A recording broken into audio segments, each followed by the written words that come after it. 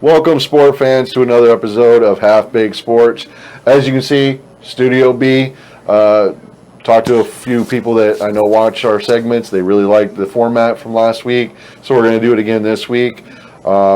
This week, of course, as you guys know, I think we did change it up. Initially, we were talking about doing the NFC South, but we decided to switch it up. We're going to cover the NFC East. Today, my task was the New York Giants. And as you probably are aware, the last few years, definitely not doing very good. And, of course, the division in itself, they like to beat up on each other. They've got a long history of sucker punching each other, and basically only one of the teams eking out as division leader and, of course, playoff spot. Last few years, the Giants have not done very well, although last year they did finish second to Washington with a 6-10 record. They actually did pretty good division-wise. They finished their division 4-2. This is the second year for head coach Joe Judge, who is from the Belichick coaching cloth, and this will be Jason Garrett's first year at offensive coordinator, and they also have a new coach at defensive coordinator with Patrick Graham, although it's not his first year there. Taking a look at this year, they are playing the NFC South and the AFC West. So as we know, the NFC South with New Orleans and Tampa Bay, that's going to be a tough division. Atlanta's been known to throw in a wrench or two. And of course, you can't sleep on Carolina either. So with that, the AFC West is pretty much the same. Kansas City, the only problem I see around Kansas City is their defense. So if you have to outscore them, that could be a problem, especially for the Giants' struggling offense right now. Although I have to admit, they did do a pretty good job round one in the draft. They picked up a receiver from Florida, but then they went with a guard. They went with a linebacker from Georgia, and then it was a cornerback from UCF and another linebacker from the University of Northern Iowa. So they did get a running back in round 6, but at that point in time, you're going to take chances on anybody that you can get. So what do I think they're going to do this year?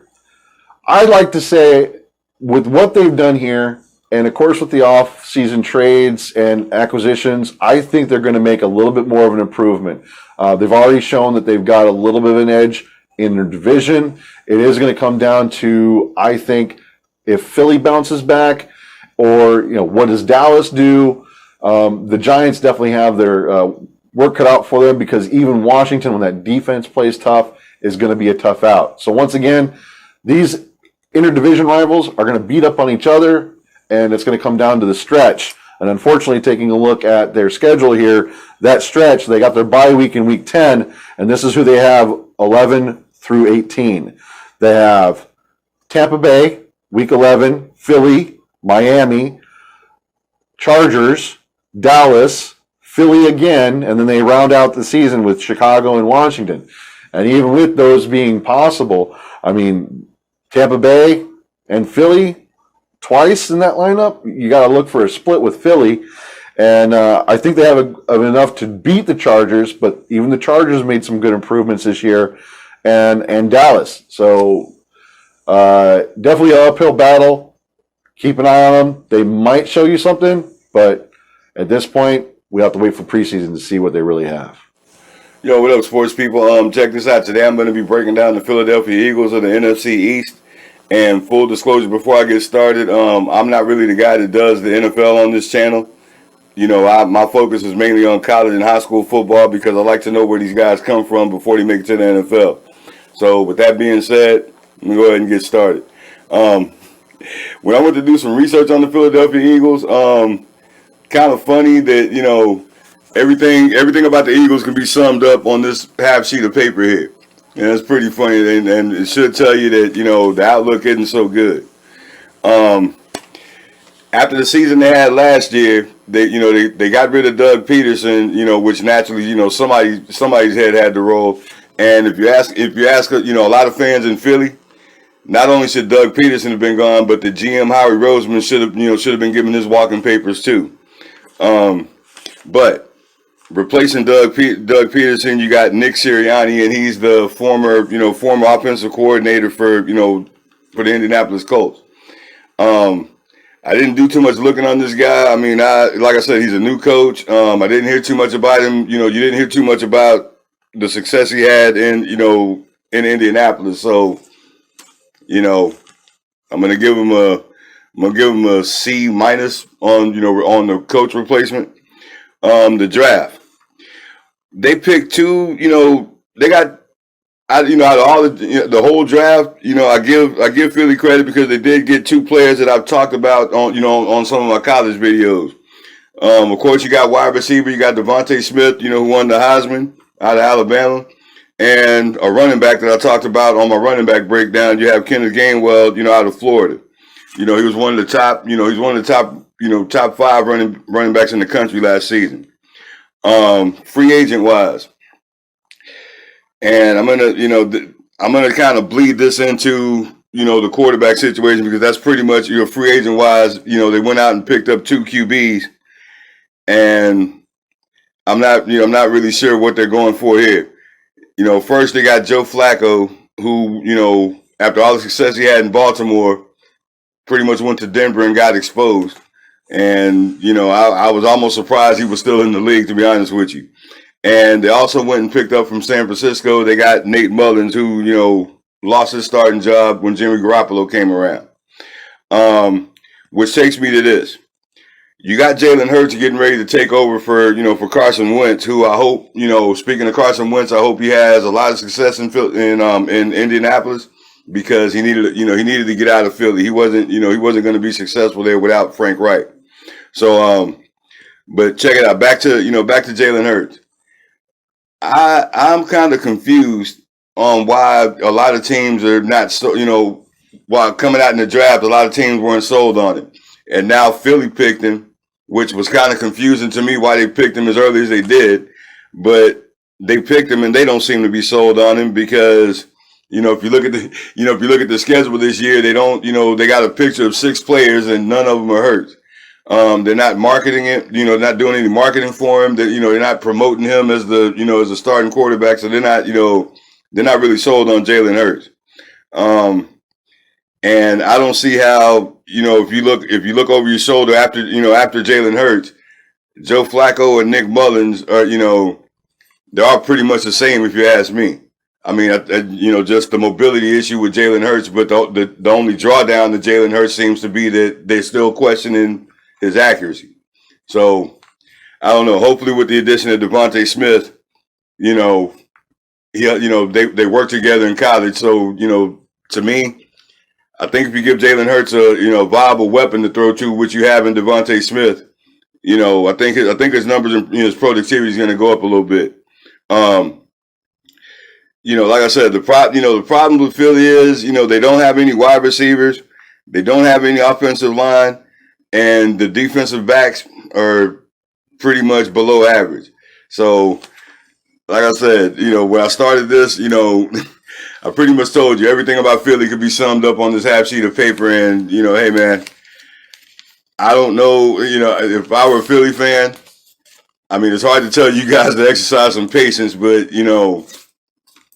pretty much that's what you're going to need this year. It's a whole lot of patience because Philadelphia seems to be going through some rebuilding. And, hey, good luck to you guys. But that's all I got for today. Hope you guys enjoyed. And check it out. We got some other guys coming up doing their breakdowns on the NFC East this week. Peace. All right, we're going to talk about the Washington football team today. Their head coach is Mr. Ron Rivera. DC is going to be Jack Del Rio. And offensive coordinator is going to be Scott Turner, the son of Norv Turner. The QB, they have Washington has a QB situation going on with Fitzpatrick, known as Fitzmagic, and Tyler Hickey. Tyler Hickey last year, I don't even know if I'm saying his name right, but Tyler Hickey last year showed the world that he can play, he can ball. With Fitzpatrick coming in, Fitzpatrick's guaranteed to give you at least 5-6 wins a season. Even with him playing 2 full seasons, he's only managed about 6 wins before the slump of Fitzmagic. This year, they're kind of going back and forth. Tyler Hickey actually looks good in practice, better than Fitzmagic, so we're going to see where they're going to take that. They added some new additions to the offense to help out the offense. Mainly the overall story with the offense, since Ron Rivera is a defensive-minded coach, don't cause turnovers, don't lose the ball, manage the game. Basically, with them not going up in the draft for a Trey Lance or a Trevor Lawrence, they're pretty much managing the offense. Their number one concern was the defense. So on the defensive side, they went and got a couple of draft picks, a corner, a safety. They went in free agency to get Bobby McCain from the Dolphins. He was the captain of the secondary last year. The Dolphins secondary did actually held up, and they were actually quite good. So adding that addition to shore up that secondary, because to me, the Washington football team has the best front seven to me. If you want to go into details about that, I would even say the front four with Chase Young, Jonathan Allen, Payne, Iodonis, and Sweat. They're getting the pressure there like they did last year. They held the defense held that team and kept them competitive. Even though they went 7-9, that was mainly due to the offense not being able to push the ball down the field. With that being said, this season I see them possibly going 9 and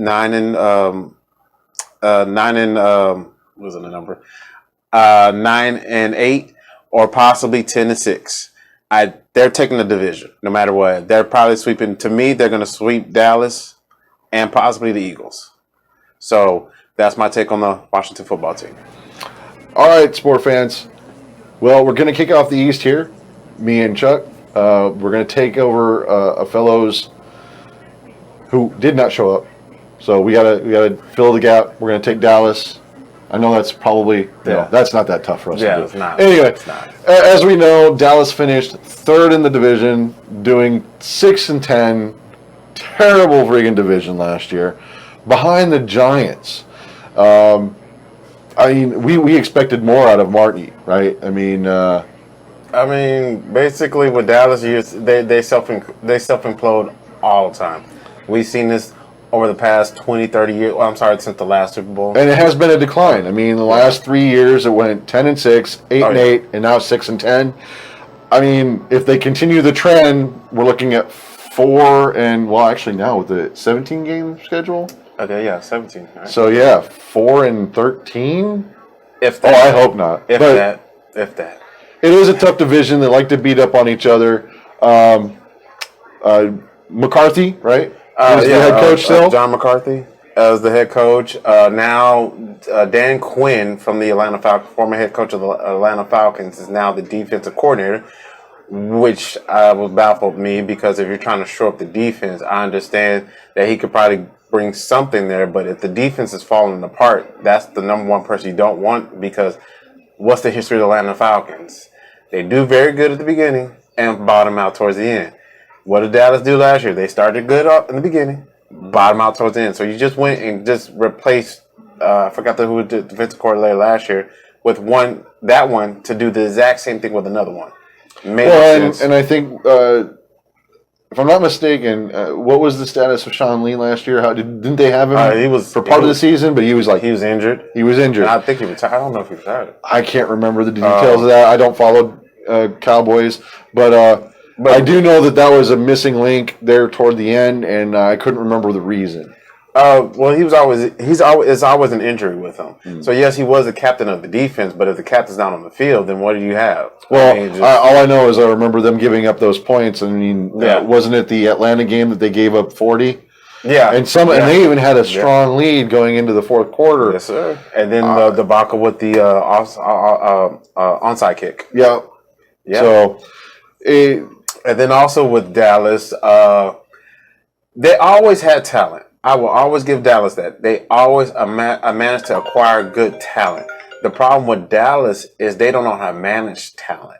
They can have a team full of people and never have anybody in the organization from between the head coach and between the coaching staff and the organization to manage the talent. So the talent is just all over the field.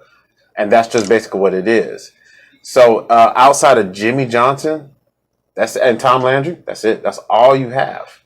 That's all you have. And with Dallas being in the division that they're in, on paper they look good. They're like the Browns. On paper they look good. They On do have a paper, lot of they look talent, awesome. especially on the offense. Defense has talent. I think that, with Sean Lee, he somehow is the glue that keeps them together, and that's definitely a place that they're missing. And maybe that's why they went with a nice, solid linebacker in round 1 draft. Oh, Michael Parsons, yes. So if he can step up and be the leader of the defense, because obviously Jalen Smith's not doing it. Lawrence is not doing it. I forget the other guy's name. But yeah, there's people, Van Der Esch. Yeah. You got people who are veterans here are not taking up that slack and not getting that defense on par. But anyway, take a look at their draft picks. They did focus solely on their defense. They didn't pick up a wide receiver until round 5. And I don't know. What do you think their chances are this year?